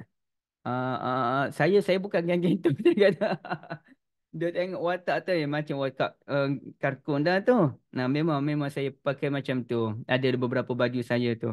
Dan saya pun rasa seronok kalau saya di label sebagai tabligh sebab mereka buat kerja dakwah yang bagus. So saya dapat nama pun jadilah. Okay. Dan memang saya ada kelas dengan anak-anak muda tabligh. Kita sangat menghargai pendakwah-pendakwah ni. Tinggal lagi kita nak share ilmu je. Okey. Mankib kemudiannya ini yang diambil oleh mazhab Syafi'i. Okey, jap. Dia kata sampai mana ni sampai kita tengok lagi mazhab Syafi'i macam mana?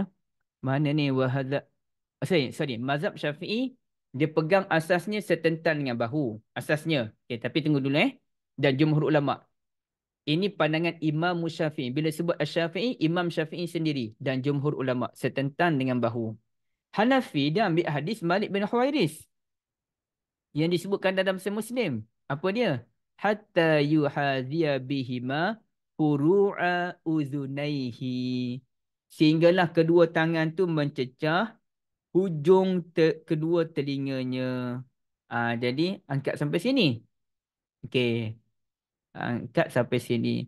Dan dalam Sunan Abi Daud pula, hatta hazata uzunai, sehinggalah dipanggil apa? Sejajar dengan kedua telinganya. Okey. Sejajar dengan kedua telinga sini sampai ke hujung kedua telinga. Macam mana Sini jugalah kan. Tu macam mana hujung tu? Mana satu hujung? Hujung sinilah bawah kan. Yang macam cupir telinga ni kita panggil syahmatai. Syahmatai. Sinilah yang saya tahu. Macam inilah. Maknanya ini yang dipegang oleh mazhab Syafi'i. Mazhab Hanafi. Dia sampai sini. Itu kita tengok orang angkat tinggi tu. Itu Hanafi. Habis tu geng-geng India saya nampak tak buat macam tu pun. Alah macam geng-geng Melayu lah tak buat macam Syafi'i juga. Jangan sebut geng-geng tu. Orang Melayu pun tak Syafi'i dah pun. Tak mana apa-apa solat kita tak tahu. Jadi sama juga dengan orang India. Walaupun Hanafi, jangan kita ukur dengan orang India tu sendiri. Okey. Jadi, tapi yang lebih tepatnya adalah yang pertama kerana sanadnya lebih kuat, iaitu setentan dengan bahu. Okey. Kemudiannya Imam Syafi'i pun, macam mana ni yang kata setentan dengan bahu ada dalam Bukhari. Yang kata sampai ke telinga ada dalam Muslim. Memanglah Imam Bukhari Muslim tu tak wujud lagi zaman Imam Syafi'i. Tapi dua-dua tu hadis kuat. Imam Syafi'i jumpa hadis kata setentan dengan bahu. Imam Syafi'i pun jumpa dengan hadis yang kata sampai ke telinga. Maka macam mana nak buat ni? Beliau pun jama'a bainahuma, gabungkan kedua-dua hadis.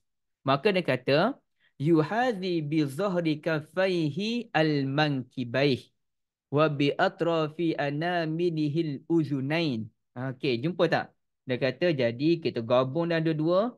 Orang yang solat ni kedua tangannya tu sehingga tangan ni ni dia punya batin. Batin tangan kita ni setentan dengan bahu. Setentan dengan bahu. Batin dia. Kemudiannya dan hujung jari jemari mencecah kedua telinga. Dia gabung dua-dua. Nampak ibu-ibu sekalian? Saya tunjuk-tunjuk praktikal ni. Kalau lah Kak Anis belanja pisang goreng, okey juga. Satu sini, setentan dengan bahu. Jangan ada ukur macam mana. Belatih. Seminggu duduk belatih. Ala kadar je lah. Allahu Akbar. Tapi ibu mungkin nampak tak, sebab saya jadi berdinggi gambar tu kan. Allahu Akbar. Okey. Itu Bukhari. Ada dalam Bukhari. Dan itu pandangan jumhur ulama. Setentan dengan bahu.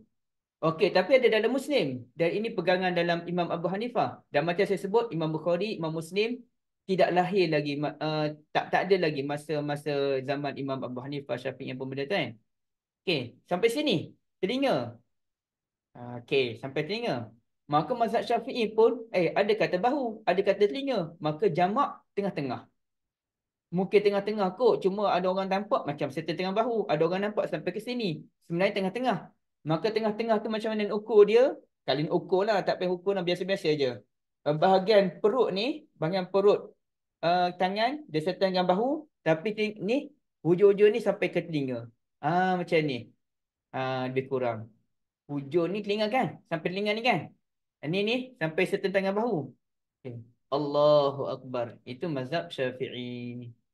Ulang balik Jumhur. Allahu Akbar serta bahu. Yang kedua, Hanafi. Allahu Akbar telinga. Ketiga, Syafi'i tengah-tengah. Allahu Akbar. Selesai. Kalau baca muqaddam tu noh, wassalam. Muqaddam. Saya zaman muqaddam, Kak Liza pun zaman muqaddam kan. Zaman Iqra' ni lambat nak boleh baca Quran, lambat sangat. Saya tak setuju sangat dengan Iqra'. Saya lah. Okey, ada benda tak jelas ke ibu-ibu sekalian nak tanya ataupun nak betulkan? Kalau saya Ustaz, salah ibu-ibu. Okey, Kak Lina sila. apa tu? Semua pergerakan yang Ustaz cakap tu tadi disebut sunat kan? Sunat kan? Mm-mm. Mm-mm. Sunat. Jadi dia tidaklah sampai membatalkan solat kalau yang membuat ataupun yang tak buat. Betul tak Ustaz? Betul. Betul Kak. Maksudnya kalau yang macam akak sama ni tak sujud, rukuk tak angkat tangan. Hmm. Bangun daripada Turun rukuk tak angkat tangan, bangun pada rukuk pun tak angkat tangan ya. Tapi itulah sujud, bangun daripada sujud setiap mula rakaat baru tak tangan salah lah pula. Yang tu saya tak, tu saya beritahu akak tadi, saya tak tahu mazhab mana yang akak pegang tu. Mungkin Dari mazhab manalah Jumhur kita tahu kot. mazhab-mazhab itu yang kita belajar dulu. Mana masa dia orang ajar kita mana dirujuk, mana hadisnya ke apa ke, tak ada. Hmm. Dia ajar kita budak-budak kan. Dia ajar kita solat, pergi surau Hmm. ramai-ramai mengaji. Lepas ngaji solat. Itulah. Mm-mm. Lepas tu tegur Ustaz, angkat tangan Ustazah pegang rotan. Siapa yang angkat pada tempat-tempat yang dia tak bagi tu dia rotan. Oh, mana akak ni lahir dalam sistem pendidikan yang macam tu bila akak dah ni akak memberontak tu. Akak dulu lepas khatam Quran tu, tak tak mau Ustazah suruh ulang sekali lagi pun tak mau lah. Letak Quran, Takut dah. selamat. Selamat, that's it. Malam Jumaat dia baca Yasin tu pun sebab masuk college. Mm-mm. Sebab ia satu pengalaman yang tak pergi ngaji kena hutang dengan mak. Pergi ngaji kena hutang dengan Ustazah. Itulah. Patut Kak Salina dia jadi rebel dalam dunia pendidikan dia tu. Dia ada pengalaman. Pengalaman pergi belajar kena rotan, tak pergi belajar kena rotan. Mm-mm. Dia sama dengan cerita Gulam Berdakwah lah cerita Kak Lina ni. Pergi belajar dengan ahli sihir, salah. Tak pergi belajar dengan pendeta pun salah. Yang sekali pendeta tu kan ajar ada trik gini lah. Kalau dia kan lepas dia pergi belajar dengan ahli sihir dulu. Lepas belajar ahli sihir, dia pun singgah belajar dengan pendeta. Bila balik rumah tu lewat lah. Bila lewat tu marah lah mak ayahnya. Kenapa balik lambat? Kena rotan. Bukanlah kena rotan betul. Kena marah lah kiranya. Tak tahulah kena pukul ke tak. Maka pendeta tu pun ajar macam ni lah. Macam ni. Nanti kalau pendeta tu suruh belajar dengan dia dulu. Ya, kali belajar dengan aku dulu. Okey. Bila belajar bukan. Belajar dengan aku dulu. Nanti bila dah sampai jumpa dengan ahli sihir tu, ahli sihir pun tanya, kenapa datang lambat? Bagi tahu mak ayah tak lepas datang awal. Okey. Bila balik tu, mak ayah tanya pula kenapa balik lambat? Bagi tahu Tok Guru sihir tak bagi balik awal. Banyak benda kena buat. Jadi dia ajar trik. Maknanya trik demi menjaga kemaslahatan agama ni dibenarkan ya. Okay. Terima kasih banyak Kalina. Kita teruskan lagi. Jadi duduk cerita-cerita benda tu selesailah. Tak payahlah kita nak terlalu panjang benda tersebut. Okay, kita pun tengoklah last sekali keterangan tambahan. Okey, keterangan tambahan. Ada beza tak antara lelaki dengan perempuan dalam bab ini? Okey, maka dia pun kata lam yarid ma yadullu ala tafriqah fi raf'i bainar rajuli wal mar'ati. Tidak ada beza pun dalam bab mengangkat tangan antara lelaki dengan wanita. Wa anil, tapi Hanafi beza. Wa anil hanafiyyati yarfa'u rajulu ilal uzunain. Orang lelaki angkat tangan sampai ke telinga tadi. Wal mar'atu ilal mankibain. Manakala wanita angkat tangan sampai ke bahu. Li'annahu astaru laha. Kerana ia lebih menjaga maruah wanita itu sendiri. Jadi semalam baru saya duduk dengan kuliah pada guru saya Maulana Nasai tu. Dia kata, ni ada orang, guru saya ni dia muda. Dia muda, lepas tu dia duduk seorang-seorang Lone Ranger dia tak ada isteri apa. Jadi nakal. Dan nakal ni nakal sejak kecil lagi. Dia jenis malas belajar. Tapi dia pick up. Dia ada PhD, 2 master kot dia ada. Rasa 2 master. Sekarang dia nak ambil master lain. Sekarang dia nak ambil master yang kedua rasanya. Dia memang jenis gila belajar. Dah lah ada PhD, ada masa yang duduk khatam Quran, khatam kitab hadis di madrasah. Dia belajar ke Afrika apa benda tu. Banyak sangat dah. Dia masa pun masa dalam bidang fiqh. Sekarang ni ambil masa dalam bidang fiqh. Dia dah ada diploma level tinggi untuk fiqh mazhab Syafi'i. Sekarang ni dah ambil master di Jordan juga. PhD pun di Jordan. Memang alim lah, memang alim. Alim dalam bidang hadis terutamanya. Walaupun dia belajar fiqh mazhab Syafi'i, tapi ketara sangat bidang hadis. Okay. Jadi kata dia, ni ada ni pandangan kata laki yang perempuan mana ada beza. Kan Nabi kata, sallu kama ra'aitumuni usalli. Salatlah sebagaimana kamu lihat aku salat. Maka mana ada beza laki perempuan? Maka dia kata agak-agaklah nak sembang macam tu pun. Ulama ni bila dia kata ada beza, mazhab Syafi'i dia kata ada beza laki perempuan dalam beberapa sudut. Hanafi pun kata ada beza laki perempuan beberapa sudut. Hambali pun ada juga. Jadi mestilah ada dalil. Ulama-ulama sebut ni mesti ada dalil. Apabila ramai, kadang-kadang ada minoriti ulama sebut dia tak ada dalil pun. Tapi kalau ramai sebut, biasanya ada dalil. Cuma selain daripada dalil, dia ada satu lagi, pendalilan. Dalil satu hal, dalil itu bahan mentah. Yang keduanya pendalilan, bagaimana kita memahami dalil tersebut. Jadi marah dah semalam dengan orang yang terlalu bermudah-mudah menghukum hadis mengikut kepala sendiri. Okey. Saya nak tengok macam mana, saya dah pernah baca di satu tempat, tapi saya pun teringatlah kat mana. Kaifa sujud lil mar'ati indal Hanafiyah. Jom. Macam mana cara sujud wanita menurut mazhab Hanafi? Rasanya ada sebut. Hayatul julus wa sujud lil mar'ati fi salah. Okey. Tu ada tu. Ada tu sifat ruku'ul mar'ati wa sujudihima wa sujudiha, sorry. Adakah wujud perbezaan antara lelaki dan perempuan? Mazhabul ulama. Okey, banyak ni. Ibu sekalian. Kita tengok macam mana Ni mazhab Syafi'i ni piung ni. Darul Ifta Al-Misriyah, mazhab Syafi'i. Tapi okey. Dia kata, maka kalau menurut ulama Hanafi, disunatkan sujud tu taftarish zira'aiha wa tadummuha ila jambiha. Dia kena rapat. Macam kita lelaki kan, buka kan. Lelaki kalau solat Jumaat ni, kita turun tu sujud, melonggar dengan bahu dia. Oh, dah lah dia ni kebal, askar, sakit kita dah lah kecil je. Okey. Jadi ada orang lelaki buka sangat.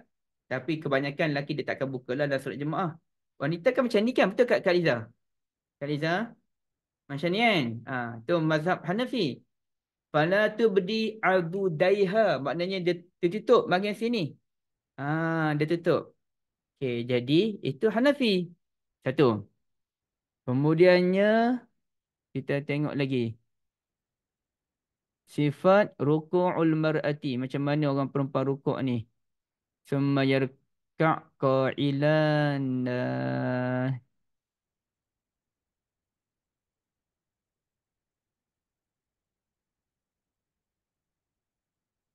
Ni ada yang beza. Kitab Imam Syafi'i. Tidak ada beza pun laki perempuan dalam solat. Imam Syafi'i kata.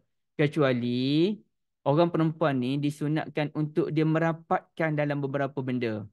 Contohnya perutnya rapat masa sujud.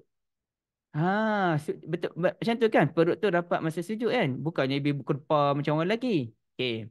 Wa hibba zalika fi ruku' wa fi jami' amal salah, kata Imam Syafi'i, sama dengan Hanafi. Seboleh-bolehnya aku suka kalau orang perempuan ni dia rapat je dalam banyak perkara tu.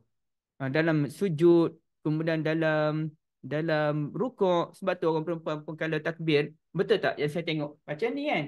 Dia takbir macam ni je, tak ada orang. Orang lelaki kalau setengah-setengah orang ni bukan, ini cerita lain. Allahu Akbar. Sebab dia nak kaut semua niat tu, tak sempat ni. Allahu Akbar. Kita tengok wah macam tu. Tapi saya kalau tengok macam tu saya gelak je lah. Bukannya saya marah ke apa. Mak gelak tu bukan menggelakkan dia. Maknanya saya happy je lah, tak apalah, buat macam mana pun asalkan solat. Tapi kalau perempuan semuanya rapat-rapat tu tak sama dengan Nabi ke? Bila Nabi kata sallu kama ra'aitumuni usalli, solatlah sebagaimana kamu lihat aku solat, artinya bukan hanya melihat, sebab kita pun tak tengok. Dengan memahami hadis Nabi, dengan memahami perbahasan ulama, semua benda tu. Okey, macam tu. Okey. Itu kata Imam Syafi'i. Tengok lagi. Ini Hambali ni, ini Hambali. Laman web Hambali ni, Islam QA ni. Zahaba ba'dul ulama, sebagian ulama kata ada beza lelaki dengan perempuan. Okey. Ada hadis tak? Ada hadis. Cuma hadis itu dhaif kata dia. Okey. Maknanya ada juga hadis, cuma hadis yang dhaif. Okey, sekian. Wal qaulur rajih. Orang perempuan dengan lelaki semuanya sama. Semuanya sama dalam semua sudut. Itu pandangan sebahagian ulama. Okey, sebahagian ulama kata memang sama semuanya. Okey, tak apalah. Itu pandangan masing-masing lah. Okey, mazhabul fuqaha pula. Okey, jadi tapi ceritanya ibu-ibu sekalian, tak payahlah kita tengok semua benda. Detail sangat ni. Ceritanya ada ulama yang kata sama semua benda. Tapi ada mazhab macam Syafi'i, Hanafi, dia kata tak. Ada beza dia. Dan Hanafi yang saya nak kata ni adalah dia orang perempuan tak angkat pun, minta maaf ya, bahagian belakang masa sujud. Ini ibu akan perasan kalau pergi ke Mekah ni nampak orang solat macam ni. Nampak saya tak ke Liza? Nampak Ustaz? Nampak kecil sikit. Nampak. Tapi kecil lah. Okey, nampak. Janganlah mengata kita kecil ni. Tapi rumah terabur. Aku pula sini ni. Okey. Kalau biasa depan pintu abang-abang masuk. Kalau kita orang perempuan, saya orang lelaki yang bahagian belakang ni angkat juga sikit kan? Okey, bahagian penggota angkat juga sikit. Cuma kita rapat. Kita rapat macam ni. Kalau Hanafi, bahagian belakang pun dia tak angkat. Dia sujud macam ni je. Nampak ke? Sujud macam mana tu? Nampak Ustaz buat sekali lagi kat nak record. Tadi kata nampak, lepas tu buat sekali lagi. Nampak Ustaz tak sempat nak record. Nampak Ustaz. Tapi perlu diulang. Cantik ayat. Duduk lama sikit. Okey, macam ni Hanafi. Tu Hanafi. Syafi'i? Dah cukup. Syafi'i buat sendirilah. Dah kakak-kakak semua Syafi'i. Kita pula nak buat Syafi'i untuk dia. Tu Hanafi. Hanafi maknanya dia rapat sungguh. Dan bahagian punggung belakang pun dia tak angkat. Itu kita akan jumpa. Tapi Ustaz buat tadi macam yang akan rasa akak pernah tanya Ustaz masa kat Mekah tu akak tanya. Dia orang solat macam meniarap tu. Dia bukanlah meniarap, tapi dia macam langsung dia macam duduk tahiyat akhir, lepas tu dia sujud. Dia duduk tahiyat, bayang tak? Duduk tahiyat akhir, lepas tu dia sujud. Maksudnya flat lah kita dengan siku tu pun jadi siku dengan siku apa sampai ke jari tu semua melekat dekat tanah. Dan ramai dia orang solat macam tu. Betul, setuju. Dia maksudnya dia rapat betul kan? Dia rapat betul. Dia memang tak angkat langsung macam tadi Ustaz buat tu, nampaklah juga macam belakang tu terangkat juga kan. Tapi dia macam maknanya tak sahih lagi lah cara saya ni kan. Macam rapat habis kan Sarina kan? Dia Dia dapat dia habis. Ustaz bayangkan duduk tahiyat akhir. Saya Cuba kata Ustaz ni bayangkan. macam Duduk tahiyat anjing, akhir, lepas tu sujud. macam anjing sujud. Macam itu yang akak tanya. Kita kan tak boleh solat macam anjing tu kan. Dia macam tu lah dia solat. Macam tu. Oh, yang ni tangan yang anjing tu maksudnya tangan ni kan? Tangan, badan, Lekapkan. kaki semua. Yang dia tu betul-betul tunduk kan. Tapi mungkin tangan tu dah angkat sikit kot. Tak sama betul lah kot. Tapi dia badan dia rapat. Ceritanya. Badan dia rapat. Macam mana nak angkat tangan dalam keadaan badan rapat? Badan tu kan menekan tangan tu. Ya ke? Tak boleh Saya try sekali lagi. Betul ke Salina kan? Ramai kan? Ramai dia orang Betul, solat. betul. Tak nampak Ustaz? Tak nampak Ustaz, kamera tu tak turun. Memang tak nak. Tapi boleh angkat tangan. Cuma dia bukanlah angkat tangan besar. Yang pentingnya dia jangan rapat betul. Bukan rapat macam Okay, Ustaz duduk tahiyat akhir. Duduk tahiyat akhir. Okey. Sujud. Okey, sekarang sujud. Boleh angkat tangan ni. Boleh angkat lagi. Jangan angkat bontot tu. Apa dia? Jangan angkat bontot. Nak murid lagi cakap. Jadi dia. Punggung Kak, Punggung punggung. tu jangan angkat. Jangan angkat. Kena ke depan. Saya rasa Ustaz kan ke depan lagi. Aduh, hai. Ni Kak Salina Tak ni Tak paksa jadi juga. Ustaz tak pandai buat. Tak jadi. Dia kena macam ni. Dia kena akak-akak yang buat. Lepas tu kalau tak jadi juga kita minta orang Hanafi buat. Okay. Ustaz, akak ni ramai apa ni dia kata nak kata cousin sebab ni datuk akak tu orang India. Jadi memang ada saudara mara di belah India. Jadi bila datuk yang tegur kami waktu kami solat apa semua tu memang Hanafi lah. Jadi dia memang jadi yelah kalau saudara mara belah datuk tu dia orang kalau datang Malaysia dia solat di situ. Betul. Akhirnya saya faham Kak Selina. Maksudnya diorang tidak mengangkat punggung langsung suatu dia macam perubahan meniarap. pergerakan tu. Betul? Ya, kalau kita tengok dia macam meniarap tu. Cuma kaki dia tidaklah terbuka panjang kaki dia dalam kedudukan tahiyat. Okey, saya faham. Tapi saya tak nak cuba buat. Kalau pergi Mekah tak payah cuba buat. Tengok je dia orang semayang tu. Dia orang macam tu dia orang semayang. Tak pun videokan. Jadi senang kita boleh tengok. Boleh lebih faham rasanya. Macam mana? Apa ibu kata? Kita apa Salina macam Salina kata tadi, minta videokan. Lepas tu kita boleh tengok dan kita boleh bincang. Kak Salina pula kena buat. Kalau contohnya lah sebab Ustaz nak buat semayang orang perempuan. Kesian kat Ustaz. Kan, saya orang lelaki, lepas tu saya kena buat cara orang perempuan. Memang tak boleh. Memanglah. Tak sesuai. Kita memang tak solat macam tu. Akak tanya kat Ustaz tu, masa kat haji tu lah akak tanya. Dia orang solat macam tu. Contoh yang Contoh Salina kata tu, buat videokan. Lepas tu kita boleh bincang. Itu maksud saya. Tak apa ibu. Ibu saya tu cari je kat YouTube. Orang India cari solat. je kat YouTube cara solat Hanafi tu. Tak adalah saya nak buat video saya macam tu. Tak kuat mencari saya ni. Tapi ala kulin, yang poin yang paling penting adalah mazhab Syafi'i dia memang nak kalau kaum wanita ni dia rapat-rapat badan sebab itu li'annahu astar laha. Lebih memelihara maruah Dia sebenarnya dari segi adab. Adab lebih pada adab. Manakala Hanafi tu dulu lagi rapat. Gitu. Syafi'i rapat dah. Hanafi lagi rapat. Terutamanya dalam bab kes sujud tadi. Dan adakah benda tu benda yang tidak ada dalam hadis Nabi? Kan? Dari situ mereka melihat daripada pelbagai konsep. Sebab tu kita panggil orang belajar maqasidus syariah. Maqasid ni tujuan-tujuan syariat. Kenapa boleh timbul tujuan itu, tujuan ini dan sebagainya? Kerana macam mana boleh timbul? Timbul tu kerana istiqra'. Istiqra' ni apa dia? Kajian mendalam merangkumi semua aspek. Jadi kajian mendalam merangkumi semua aspek ni mendapati Nabi SAW agama kita amat menjaga maruah wanita. Okay, bila menjaga maruah wanita, itu yang diterjemahkan dalam solat. Berpandukan juga ada juga hadis-hadis yang dhaif. Okay, hadis-hadis yang dhaif lah.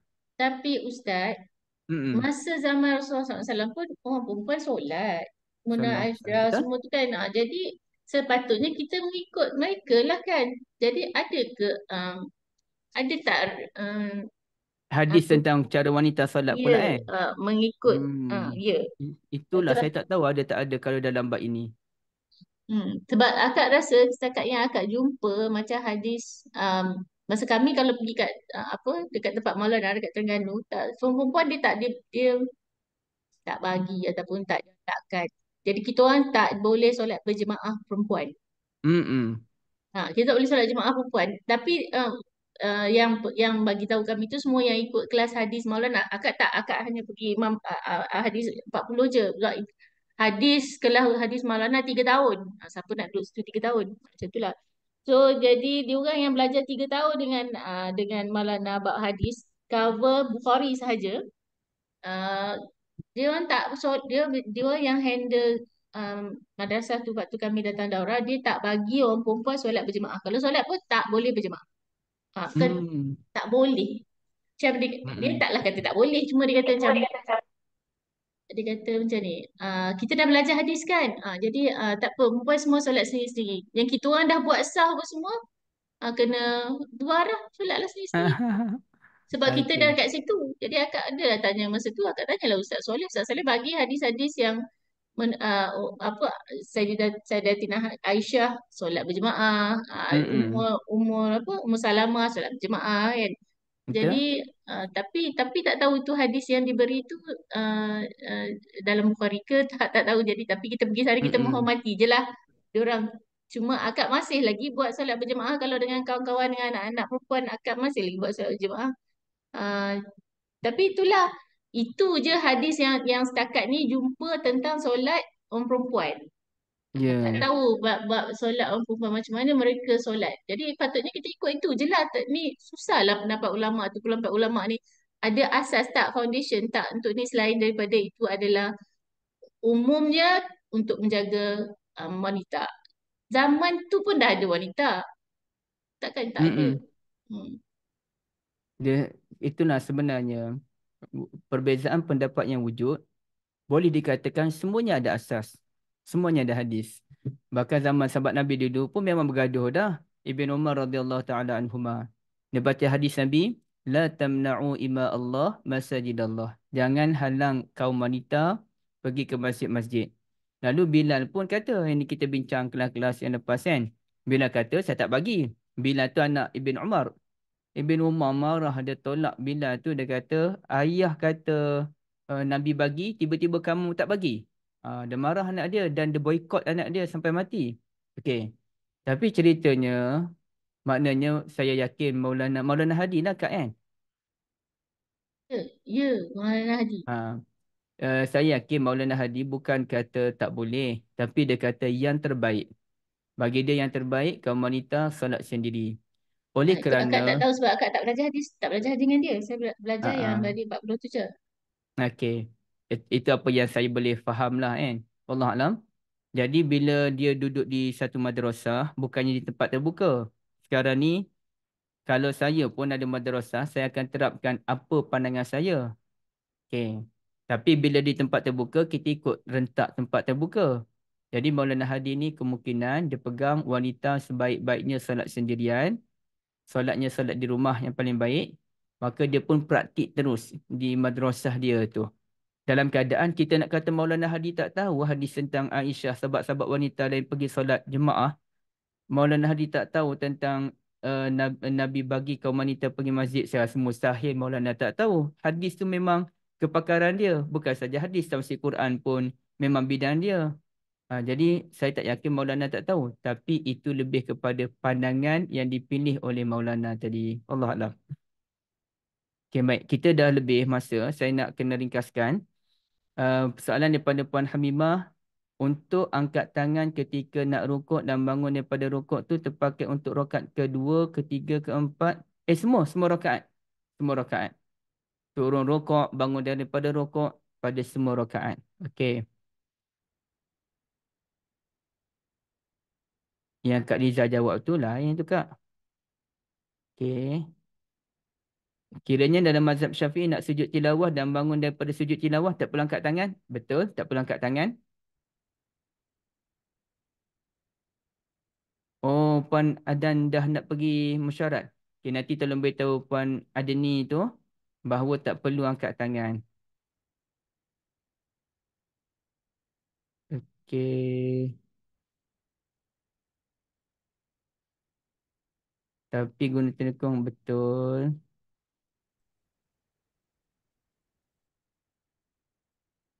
Rasanya tak ada kan? Ustaz, semasa sujud sejadah ataupun tilawah tu kita boleh berdoa tak Ustaz? Sujud tilawah. Sujud sejadah ke? Tak sempat nak doa tu sebab dia bukanlah satu sujud yang disunahkan untuk panjang-panjang. Oh. Kalau Kalau saya tilawah? sujud tilawah. Sujud kita tahu kita baca Quran seorang-seorang kan, dan sampai sajadah kita sujud dan masa tu kita berdoa, boleh tak? Kita seorang-seorang. Baca Quran surah sajadah kan, surah sajadah ada ayat sujud kan, kita sujud. Lepas tu kita masa sujud tu kita berdoa. Masa akad ni solat ke baca Quran? Dua tempat lah, satu solat, satu baca Quran. Oh. Saya tak tahu Kak, saya tak pernah dengar pula galakan untuk memanjangkan sujud tilawah ni sebab bukan tempat dia. Oh. Tempat ni untuk kita sujud tilawah, untuk kita baca sajadah wajhil ladzi tu je. Tak pernah dengar pula disunahkan memanjangkan sujud tilawah. Kalau mungkin boleh hukumnya tapi sunnah tu. Saya tak tahu Kak, kok ada. Okey, terima kasih. Wallahu alam. So, kita boleh berhenti sini. Ustaz, Alhamdulillah dah lebih 7 minit. Memang kalau macam ni memang selalu banyak soalan orang nak tahu sebab kami buat kan kadang-kadang kami duduk dalam telekong lagi lah tak tahu orang tak nampak angkat ke tidak kan orang tak perasan kan. Jadi bila Ustaz tunjuk Ustaz bagi tahu tu baru setengah orang walaupun dah lama solat tapi dia tak jelas tentang apa sebenarnya nak angkat tangan waktu bila semua tu. Memang banyak betul bila timbul isu dalam TikTok ke apa ke orang heboh kan mula dah was-was salah ke buat dulu mula macam tu lah tu yang banyak soalan keluar tak memang banyak pertanyaan. Kau pun selalu orang tanya, tak boleh ke sekarang ni? Dah macam mana ni? Nak kena khabar balik ke? Itu, ini. Tapi sebab kami dah belajar dengan Ustaz. Jadi kami faham dalam benda tu. Alhamdulillah. Jadi, terima kasih semua. Jazakumullah khairah. Kita akhiri dengan tasbih kafarah. Subhanakallahumma bihamdika asyhadu an la ilaha illa anta astaghfiruka wa atubu ilaik. Wassallallahu ala nabiyyina Muhammad wa ala alihi wa sahbihi ajma'in walhamdulillahi rabbil alamin. Wassalamualaikum warahmatullahi wabarakatuh. Terima kasih semua. Waalaikumsalam. Terima kasih Liza. Wah, laju Ustaz depan dah lebih laju masa je. dah tu. Ustaz ada kerja ke? Okey, terima kasih semua. InsyaAllah. Kak Syida, nak tanya Kak Syida kalau Kak Syida tahu. Yang sekarang ni kecoh dekat dekat media sosial tu yang ambil wuduk tu yang kena keluarkan sideburn tu daripada yang tu lama dah isu tu isu tu lama dah. Sideburn ni bukan sebahagian daripada muka, dia adalah rambut. Kan? Dia adalah rambut. Jadi tak perlulah turunkan sideburn tu. Bahagian muka tu tidak termasuk sideburn. Sebab rambut yang bahagian muka. Baik, muka tu ialah yang tak berambut. Betul tak? Macam misai, janggut apa tu iyalah. Sideburn tu sebahagian daripada rambut. Sebenarnya rambut kepala. Anak rambut. Anak-anak rambut. Itulah. Tapi ada juga yang dah isu-isu juga kan, tapi ada juga yang mengatakan rambut tu sideburn sebaik pada tu rambut masa kita belajar dulu-dulu memang dia cakap macam tu. Tapi bila kita faham, jenuh lah kalau orang yang rambut panjang tu kalau kita ambil waktu wuduk tu jenuh nak rambut tu. Kan susah. Lah tu cakap pula tak boleh selakkan ke telinga macam mana? Kan susah tu. Jadi Islam tu bukanlah nak menyusahkan kita. Ni sampai susah-susah kalau orang yang rambut panjang tu macam mana? Sampai pergi Mekah potong. Tu Syafina share tu dekat chat. Boleh ambil tu kopi kan, bisa share kat group. Ini buat kat grup tu Vini senang. Kan macam kami yang mamak-mamak ni rambut banyak. Rambut tebal pula tu kan, panjang lagi. Dan kalau sideburn tu memang boleh ikat. Jadi kalau nak makan memang kena buka ikatan rambut tu. Itulah kan susah tu. Kalau menyusahkan kita, betul lah. Itulah. Kita dah ikat rambut. Kita nak ambil wuduk, kita ikat rambut. Lepas tu kita tak tarik keluar pula yang tepi-tepi tu. Kan memang. Kalau yang bukan dia macam kita yang India ni memang rambut kita memang banyak. Bukan banyak maksudnya. Tebal. Tak maksudnya kalau saya ni selalu orang tegur tarik sikit bagi nampak dahi. Dia tak tahu rambut saya ni sampai ke dahi. Jadi kalau saya tarik lagi ke dahi kan? Jangan kadang kita pergi solat kat masjid ke apa kan, orang macam ni sujud ni, dahi ni kena kena kat letak dekat ni kan. Kita macam Bagi kena tarik nampak. sikit, tarik sikit. Rambut saya Tapi ni kan, sampai ke depan. tapi kan tak apa kalau kita sujud berlapis kan terkong pun semua tu. Tak ada masalah kan. Boleh je Salina. Itulah. Jadi kan, tapi orang makcik-makcik tu duk Ya betul tegur betul. kan. Dia kata tarik Ha, ni bagi nampak dahi. Awak betul. ni. Orang dulu-dulu Tarik kan kan dia orang nampak tak rambut ada. tu lah. Ya, sebab rambut kita, saya dahi saya kecil. Sebab rambut Hmm. saya sampai ke depan. Hmm. Sama juga sideburn saya ni, sideburn saya ni saya ikat. Kalau saya ikat belakang rambut, saya ikat sekali dengan sideburn sebab rambut tu memang panjang di situ. Oh. Kalau kita potong rambut pun tak adalah orang akan potong sideburn kita. Tak adalah. Saya tak pernah lah pergi cukur-cukur ke sideburn saya ni, tak ada. Dia betul Jadi panjang. Kalau pendek lagi susah nak urus kan kat depan tu semua kan. jadi Dia kalau macam nak terkeluar. tarik daripada Betul. ikatan rambut tu, Yes. memang Faham. mantap. Apa Jadi kita sekarang dah belajar, insya-Allah banyak apa kelonggaran yang Allah bagi kan. Apa yang mazhab sebenarnya banyak. kan kita belajar hadis ni kan dia jadi menenangkan kita ketika kita nak beribadah sebab kita dah belajar hadis. Memang betul. Hadis tu memang ada. Jadi tak ada. Kalau kita dengar ustaz ni ngajar, ustazah ni ngajar tu pening lah. Kalau kita belajar tu memang sumbernya hadis. Hadis. Ada hadis jadi okey lah, senang. Tak, Dan hadis fiqh-fiqh tu selalunya memudahkan kita semudah-mudahnya dah. betul sebenarnya daripada hadis juga datang hukum-hukum fiqh gitu kan. Kan pada Al-Quran dan hadis, tapi sebab mungkin dah fiqh tu dikaji dan dibuat satu kitab sekian. Tapi hadis tu tak nampak dah, hadis tu dah jauh ke belakang tinggal. Tapi kita kena, maksudnya bila kita dah berlaku menjadi, kita kena lipat juga dekat hadis-hadis semua kan. Alhamdulillah Patutnya sebab kita terus mengajar tu dengan dalil. Terus mengajar tu terus dengan dalil. Senang cerita. Walaupun budak-budak tak faham ke, cakap je. betul. Itu Kan dulu lah, cakap je. sekarang ni dah celik. Sekarang ni pun banyak dah ilmu kita sampaikan. Jadi kita dah boleh sampai ke anak-anak kita, cucu-cucu kita kan. Jadi macam Tapi insyaAllah benda kalau saya kat sekolah tu, kalau kat sekolah tu tak juga dia ngajar budak-budak solat tu kan kadang-kadang kita tengok dia kata tak, dia tak ikut juga, dia macam ikut majoriti lah, majoriti. Maksudnya dia it's not easy untuk betulkan satu sistem yang bertapak begitu lama. Tu samalah yang kecoh pasal Maturidiyah tu, Asy'ariyah tu, benda yang susah kita nak. Jadi susahlah berjuanglah Dr. Mazhar seseorang dia.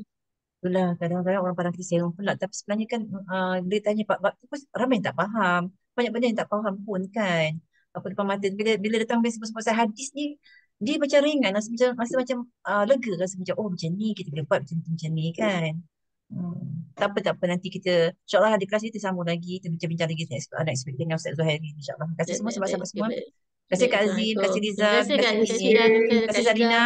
Terima kasih Terima soalan kasih semua. siapa Chef ini. Terima kasih Kak Sarah. Terima kasih. Waalaikumsalam warahmatullahi wabarakatuh. Dengan itu Terima kasih saya semua. sama-sama. Terima kasih Kak Zee. Nanti saya WhatsApp Kak Zee ya. Ada hal sikit nak sembang Kak Zee. Okay, insyaAllah. Okay, dengan itu saya lepas end ke sesi kita lepas. Assalamualaikum warahmatullahi wabarakatuh. Waalaikumsalam. Waalaikumsalam warahmatullahi wabarakatuh.